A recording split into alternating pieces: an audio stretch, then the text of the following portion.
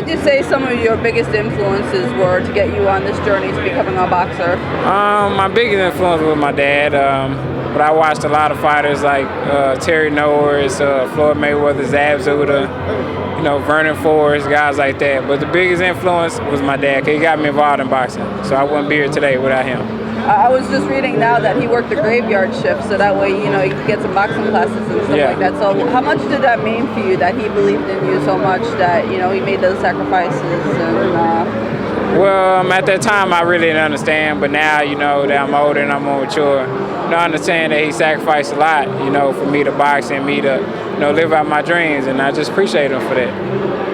Talk about what it was like for you being an amateur and being a professional. Talk about that journey a little bit. Was it an interesting transition going from being an amateur to a pro, or? I think it was a better transition because now I'm getting paid for what I'm doing. But in the amateurs, it was good. I enjoyed it. I traveled a lot. I got to see the world just through amateur boxing. So, and I met a lot of good people. So I'm grateful. But pros are way better. I'm getting paid now. I'm getting paid good, and I'm fighting on TV. How long have you been pro for now, approximately? I've been pro for 3 years now. Is it a lot quicker, the speed of like the punches and stuff like that, versus when you were back in the amateur level? I think it's a lot slower because in the amateurs I was going 3-3-minute rounds, so it was fast paced. You didn't really have time to feel your opponent out. But now I'm going 8-10 rounds. Now I can feel my opponent out and take my time. You grew up in Texas, correct? Yes. So talk about what it was like for you growing up there, like talk about training and stuff like that. Did you have a lot of opportunity? Are there like a lot of gyms in that area, a lot of places to train? It's a lot of gyms in Texas. It's not a lot as, like Las Vegas, California, New York.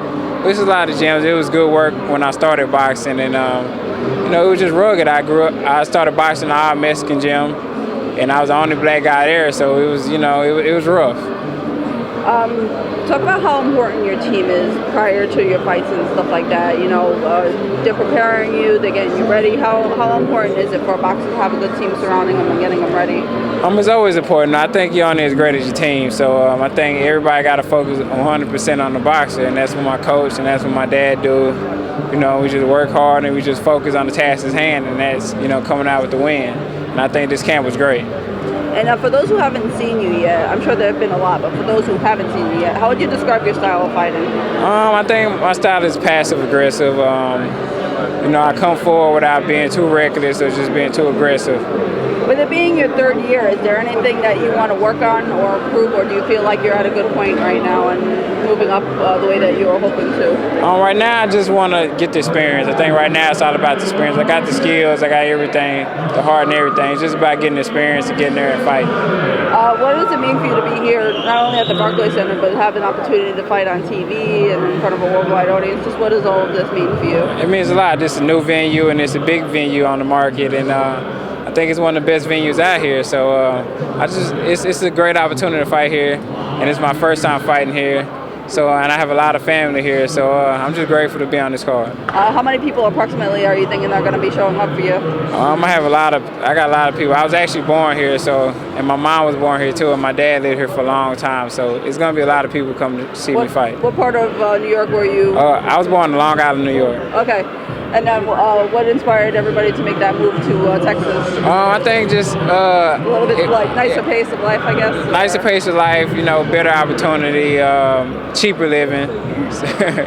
And for the amateur fighters who are trying to make their way to the professionals, if anybody were to ever come up to you and ask for your best piece of advice, what would your best piece of advice for them be? I tell them if they can, take their time, get the experience from the amateurs, because I got a lot of experience from the amateurs that helped me out in the professional game. So I tell them to take their time, don't rush it, because the professionals, it's a dirty game, it's a dirty business. And if you're not with the right people, you'll be sitting on the shelf for a long time. So just take your time, give it the right people, and sky's the limit. When you made that transition, who were the biggest influences with that? Your coaches, or? My dad was my big influence. My dad and my coach, the biggest influence. That's my team right there. So, I asked them all the questions they needed. We made that decision together. And any message to the fans at home to get them to catch you here in person or on TV? Everybody just tune in, watch me fight Saturday night on NBC. It's going to be a great show, and I'm always going to put on a great performance and a crowd-pleasing performance. Thank you, sir. Thank you.